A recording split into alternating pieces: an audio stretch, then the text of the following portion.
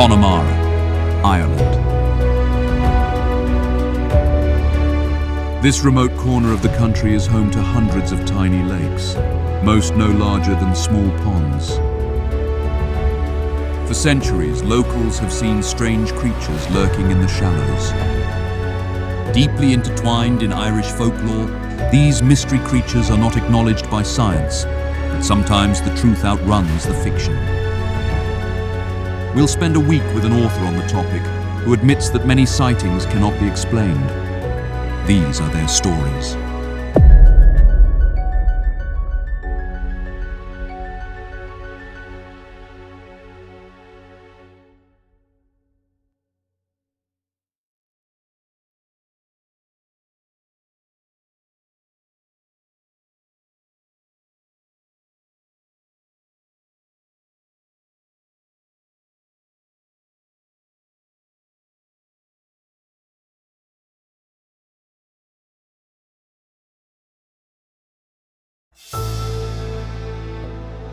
Centuries-old Irish folklore gives special regard to certain lakes and rivers, and lists fantastic water beasts said to guard them. But an unusual twist took place when the colloquially known horse eel slithered its way out of legend and into real-life ponds and bogs. Witnesses have described something not known to science: a massive humpbacked eel that crawls onto land at will, with a mane down its back and horse-like head. Energized by countless sighting reports, prolific author Gary Cunningham teams up with longtime researcher Travis Wolfe to interview witnesses and visit sighting locations. Their fascination with Irish water monsters might be linked to the seemingly obtainable and provable nature. One lake with a string of sightings is only 200 feet across, another just 12 feet deep. Yet paradoxically and frustratingly, whenever someone goes looking, the creatures seem to just melt away. Our first witness, then sheep farmer Tom Joyce, lived for decades in close proximity to two lakes in question and had multiple encounters of his own. He's been quoted in several books and articles and was interviewed in 1969 when the Loch Ness Monster Investigation Bureau descended upon Connemara only to come up empty-handed. 50-some years later, this legendary witness and small-town celebrity recounts strange goings-on that haunt him to this day.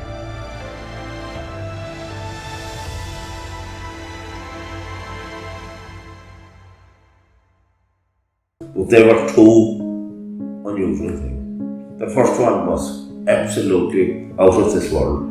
I was gathering sheep for the shearing, and Gary knows, before my house is a turn in the road, and now I was sick, and we decided to take a rest. And the family was out, watching in the distance what they would see.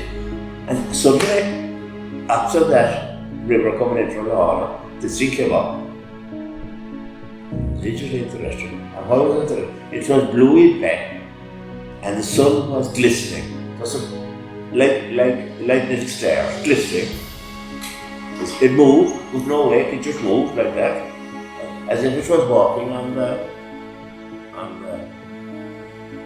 ground of the lake. It came in to the reeds, and the reeds parted. And as it moved into the reeds, you could hear the rustling of the reeds, and in the middle of the lake, it just sank like a stone. Went for the camera. After that, I carried on a camera every time. Yeah. Could it have been a seal? No. I know seals, how they swim. I know otters, how they swim. So Gary, where exactly do you think that the thing was when Tom had his sighting here? And the really, really important one, which was the notable one in 63 or 64, I would be quite certain that he had the sighting. You see the thickest part of the reeds on this left-hand side where I'm pointing? Down there. And so that's sort of like the very western end of Shannahever. Yeah. And then it's moved out into the middle. It's went through the reeds that parted. I see notes, and then it goes out into the middle of the loch and drops, just sinks without leaving a trace.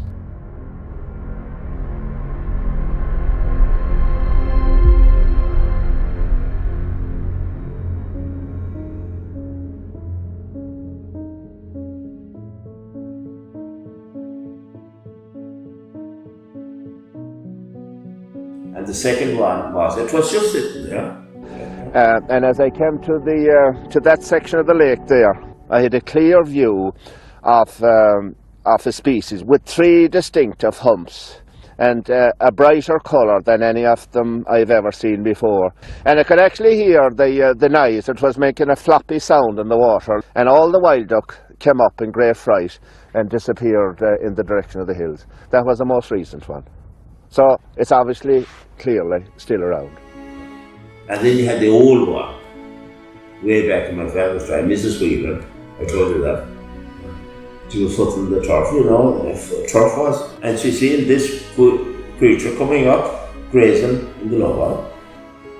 And she just went home and told everyone, and everyone said, sure, no problem, that's the Hartley. And of course, you know, the Lakota one was Doreen Cabra and the other two. They were so frightened. Doreen Cabra and Director's aunt, they never want to say it again, they were very strange.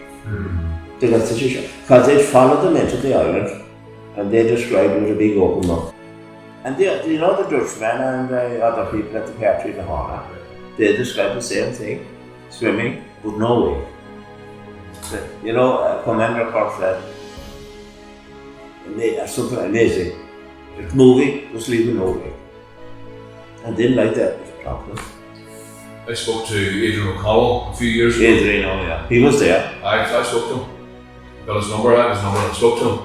He said he thought it was a ghost, an apparition, and then he said he reminded it of the head like a Labrador dog. He said that to me. Commander Kirk. Commander Kirk. Worldwide, he was commander of the Dutch Air Force.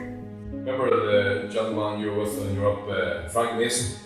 Remember that? Oh yeah, with the rifle sight. Point 22 with the second point. Frank Mason. He was a great mechanic, and his weekend habit was going around his point 22 like that. He didn't like shooting anything, but he had a bottle to his godfather. And the lake was frozen solid over unusual. And I went down there he was.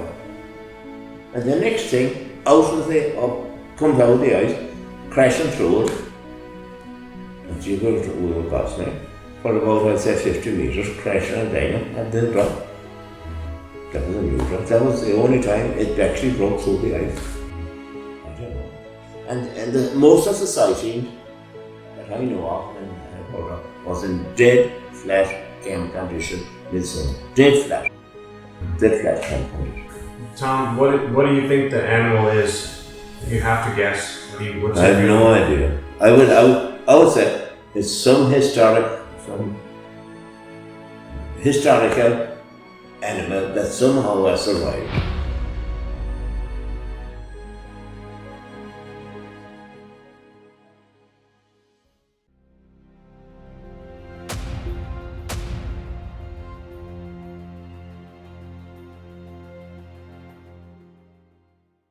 Tom Joyce and his neighbours have had multiple encounters with seemingly impossible creatures in the small lakes near their homes. In one account, a lake monster left a witness with the eerie impression that it was a ghostly apparition. Adding to the mystery, strange lights have also been spotted in the skies above these same lakes. Our next witness, Yvonne, encounters a similar creature while swimming. We're at Mannon Bay and Coral Strand, as you can see from the beautiful sand. And here in August 2006, there's a lady named Yvonne Maguire from Clifton who was swimming in the bay, in the waters, and she saw an animal in front of her moving from left to right as we were looking out towards the bay, moving that direction, and said it had 3 humps. It was dark grey or green in colour, had a longish neck and a small head like a snake, and she was a bit apprehensive of it, got out of the water, dried herself off, sat up and just watched it as it leisurely made its way part of the shore and disappeared eventually from view. When I interviewed her in 2007, we did a couple of sketches based on her account, and she did tell me that There were some Europeans here who were beachcombing, who had their head down the whole time, and of course never lifted their head and never seen it.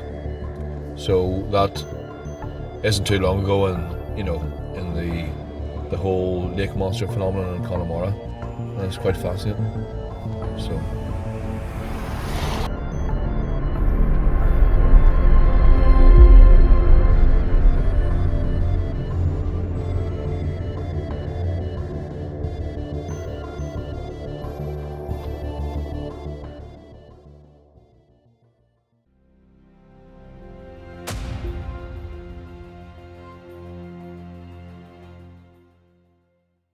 Yvonne's incredible sighting is another recent example of a seal-like animal with an extended neck. Could this be a living, breathing, and long-debated Parsons seal? Are there a small handful of them still holed up in a remote corner of the North Atlantic, ever so often making their way along Ireland's coast? Our next sighting could be the same type of animal, seen by a local sheep farmer.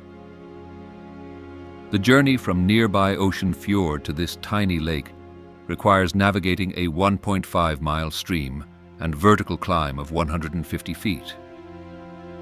Some theorize that it ventures out of the ocean on rare occasions to drink fresh water, to remove ocean parasites, or for breeding purposes.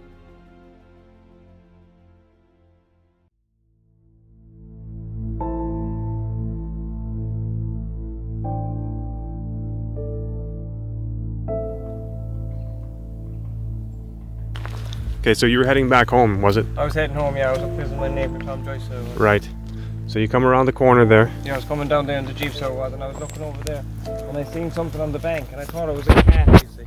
So whereabouts? Just here, nearly up half. Is it in the middle? Can you point to? There. Right there in the middle of the screen. In the middle there, yeah, there. Right in the middle. Yeah. And I thought it was a calf, you see. So then I stopped and had a look, and it was a black thing. I thought it was a baby calf that was down there, and then when I went out to check what it was then.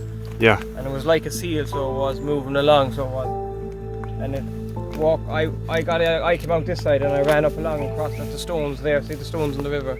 You ran down there? Yeah, I ran down there, I ran up stones. along. Yeah, I ran up along then and seen it, and next thing it slid into the river bank, so it did. After you crossed the stones? After I crossed the stones, it slid into the river bank. Right. And then I went up then to see it, and it went up through up to the river and into the reeds then. Straight into the lake, he went into the reeds at the mouth of the river.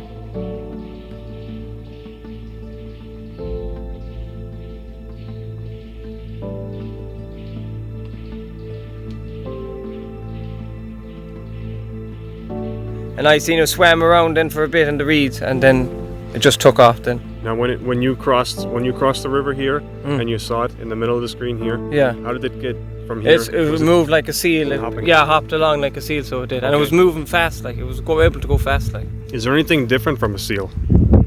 Based on what you saw, Yeah, was it had a longer neck than a seal, so it had like its neck was longer than a seal. Like.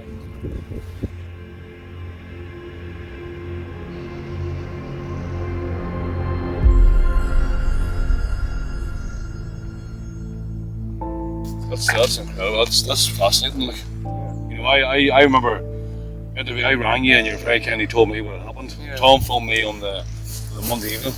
At this stage I was 230 miles away, back home and up in the north again, and I just was gutted that I missed it. But it was fascinating. I talked to you. I've never seen anything since, and I always watch now. And I always go farming back over all around that lake, yes. And the next lake. And I've never. And I always keep an eye out now. The sighting is very, very, very important. It's because, and you very kindly drew me the sketch. Yeah. And I have it in the book. Yeah. It's myself and Rob Corns, a good friend of mine. Yeah. But I mean, fascinating. I'm just enthralled by it. I'm gutted that it just wasn't meant to be for me, and I was so close. Yeah. I've been coming to here, researching this property in Connemara for 25 years. Christy and Paddy's father Michael had a sighting here. Yeah, same place. In the 50s, he thought it was he was coming down, I think he was somewhere near the bridge here. Yeah. And he thought it was a donkey foal.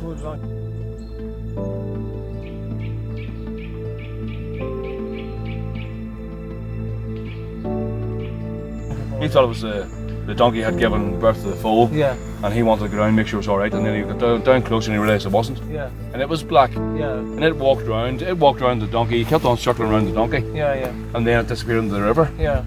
You know, unbelievable. Like, Oh yeah, we'll do the same thing. yeah. Just wanted to ask you, Shane, before if you had see the wire fence going across the river there. Yeah. Was that there then? No, that's only there. That's only there the last 2 months because the farmer Ah, up right. there, sheep are coming across and coming All up right, along to there. stop them. My dream to see one of these, you know. Yeah, I've seen seals, I've seen grey seals, common seals, I've seen otters. Yeah. You know, I've fished as well Yeah. the last 15 years, and I'm man in the wildlife. Yeah. Father's a farmer, like, you know, but I have never seen one of these things, and I know people have seen these. Oh, it was like a seal, but not a seal, like. Yeah, but it Because had it the had longer long, neck. yeah, it had the long neck and moved like a seal. How big in size do you think it was?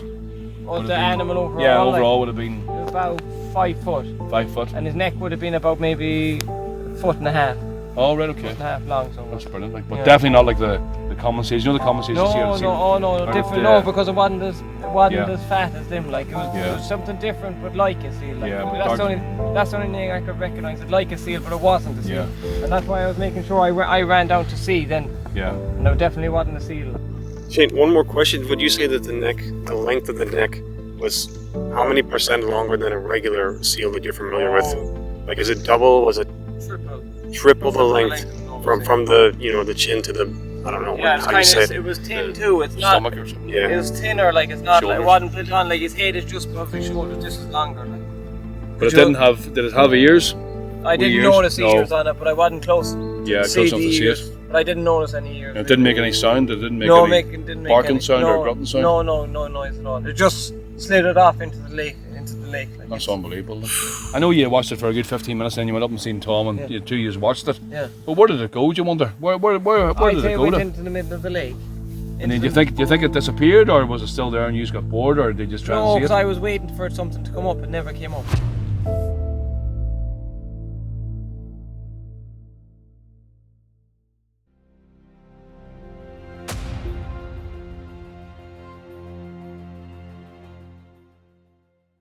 Shane's close-up sighting of an inland seal with a triple-length neck is absolutely mind-blowing. This may in fact be the elusive Parsons seal, a creature first proposed and sketched by naturalist John McKennery in the 19th century, though its existence was never proven. For context, Shane's sighting occurred in the same lake where his former neighbor Tom Joyce had his well-known sighting. And yet, other people have seen similar creatures in the very same remote lake.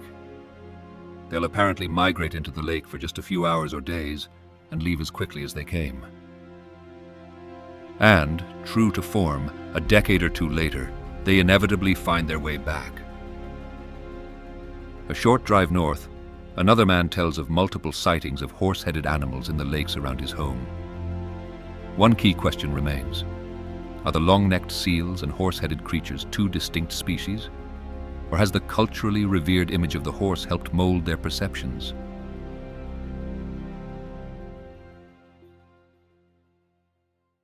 And just take it every detail that you remember. Yeah, and that's what I saw. I saw the thing coming. I thought it was a little dinghy, and as I got fairly fast, and he came back a bit closer. So I stopped to have a look. I said, "That's not a dinghy," and I couldn't believe it that it was actually a horse that was in it. That's a fact. But she came all the way level with me and looked straight in, like that. That was the only thing I noticed. She had no mane on the back like a horse. She had like a thing you see in a congaree. A long stripe. And she looked in and she looked out, and the next thing she just turned away and swam from the other side. The other side. She'd be, How about the size? well, she'd be as big as an ordinary horse under the water, because she was with no other way she was spreading her legs out, like she went down deeper and deeper, then she disappeared. Wow. Yeah. I seen her in total, I'd say, for about 5 minutes. That's the fact, since the first time I seen her till she went off again. She stood up looking like that, because I thought she was going to swim into me. And what was your feeling at that time? What did you think I couldn't you were looking believe at? I couldn't believe the likes that it was actually in the lake. I couldn't believe it. My mother had saw them there years ago, 60 years before that. She saw the white horse sitting on the water in the middle of the day. And she told the man next door, he had a white horse. She said, your horse is out in the lake. And he said, no, my horse is up here in the garden, he said. They couldn't believe it. I don't know if he actually seen the horse, but she saw the horse. I heard her talking about it years ago.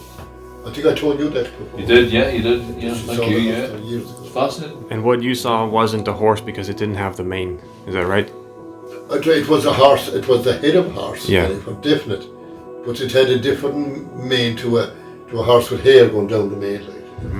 It wasn't actually a hairy looking thing, it was a thing you see in a conger eel that had actually come up like that.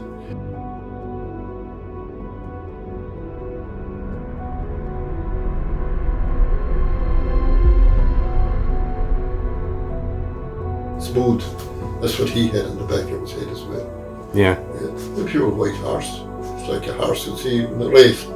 Right. And there was power. He was strong looking animal like. There was power. I don't know what his tail looked like now. His tail never appeared when he actually swam off. You know what I mean? But he headed straight for the house on the far side. There's a house on the far side now when you look across. The White House, yeah. And he headed straight for that. He almost came to the end of the island, the big island. But he was still in the middle of the pool, of the pond, you know what I mean? And I was fairly close to him then. I was close enough to get a good photograph of him, but I had nothing to take. You suppose they're still around and, occasionally coming into the lake? They're And, still around for sure, Yeah, because no one ever took them out and so, yeah. you know. So there, And then the other man you could see it told me again. He was repairing his house out here. And he said that he saw them coming out of the lake at 2 different times, I think. I don't think he saw the 2 together. But himself and another man that was working with him saw the 2 different times. They're coming out of the lake. I don't know where they went. Did they go up the river or did they? But that was on the other lake now, the Loch Muck that was. The smaller one. Solomon's a fee. Yeah. You know? Just blows my mind. Yeah, my brother was coming from, he was waiting for the sister to get up to him. He got 2 different lifts back.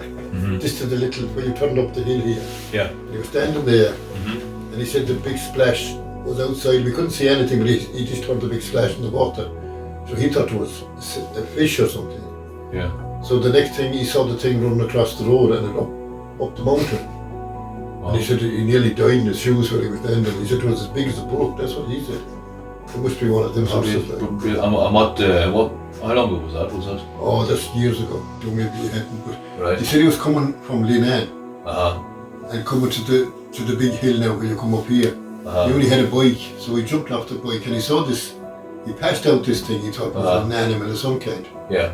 but he didn't, light or nothing. But the animal was coming up the hill all the way behind him. Right. He had to walk the hill, and he said he thought it was getting close or something because he used to stop. Feel it. Let's look behind him. The animal stopped as well. So it came all the way to the little Killeray. He was living broad there himself, just at the corner. Is that when near the famine graveyard? Yeah. There's an old Yeah. house there. I know He it. was Yeah, I living know there. it. So he said the animal passed out and went down into the little Killeray and went off out.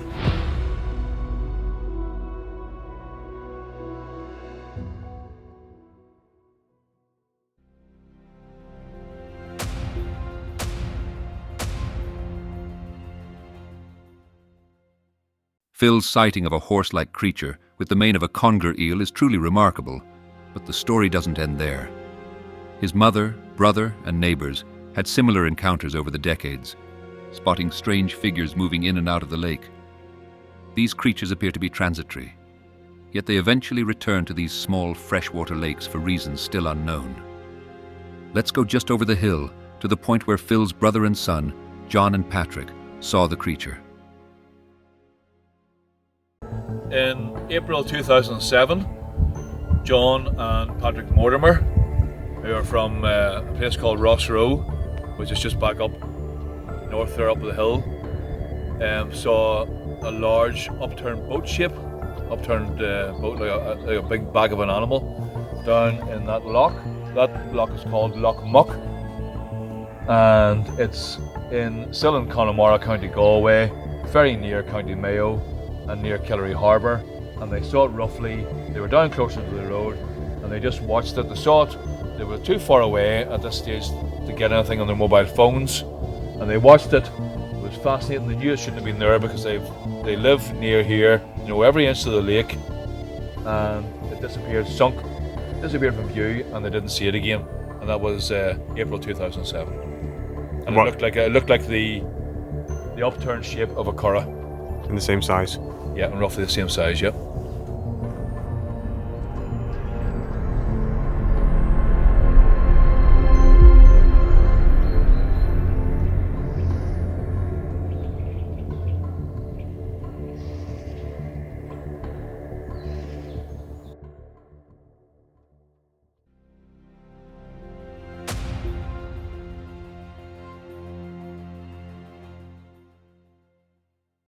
John and Patrick's sighting was like so many others across Connemara. An eerie, rounded figure floats across the lake at walking speed and later submerges. Just a few years ago, a young man named Alexander Timlin witnessed a long-necked creature on the edge of the Roundstone Bog complex. This remote, mesmerizing network of tiny lakes connected to the sea is the perfect hideout for any lake monster.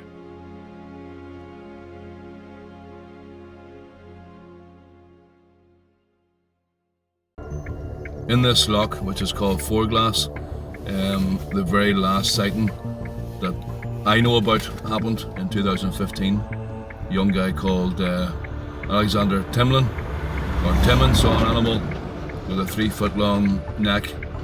Told me it had a head like a spaniel dog, and it definitely wasn't an otter or a seal or a sea lion. And I think it happened in August, end of July or start of August, and he drew a sketch for me, which is in myself and Rob Corn's book, fellow researcher, a good friend, and it's just incredible that it happened. So this is it. It's right beside the Atlantic Ocean, and that's the Roundstone Bog complex in there.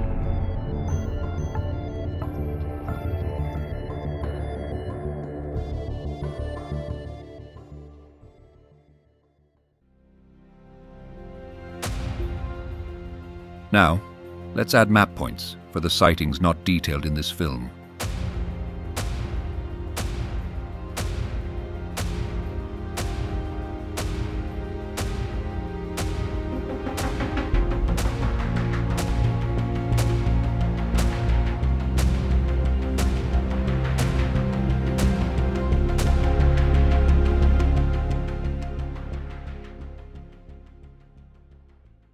As a passenger in a moving car, Alexander caught a brief glimpse of the creature, revealing its typical characteristics: a long, slender neck and a head resembling that of a horse or dog.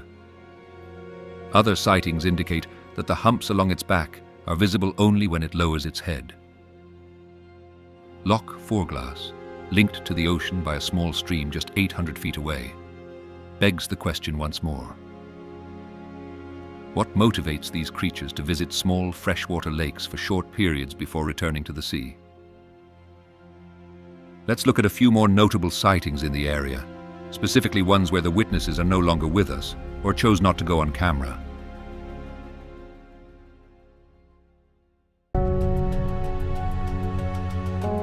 Loch Narrawan, 1969. A sheep farmer sees a large black creature with 4 stumpy legs slide into the water and submerge. 1 year prior, an entire family watches for hours as a playful, long-necked creature with horns glides back and forth across the lake at incredible speed.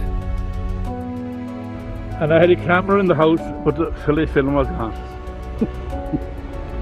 That was the problem. The film was gone. To this day, living members attest that it was unlike a seal, otter, or any other known animal.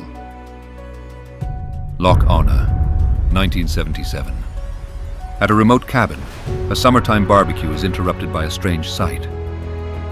About 5 feet long and a foot high, a creature moved at walking pace across the lake without any disturbance to the water, and had odd projections along its back. The mysterious figure captivated their attention until it disappeared into a patch of reeds.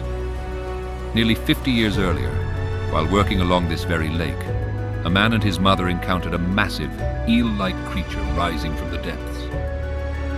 With the visible portion stretching an astonishing 30 to 40 feet, they could see multiple humps and a rigid, bristled mane.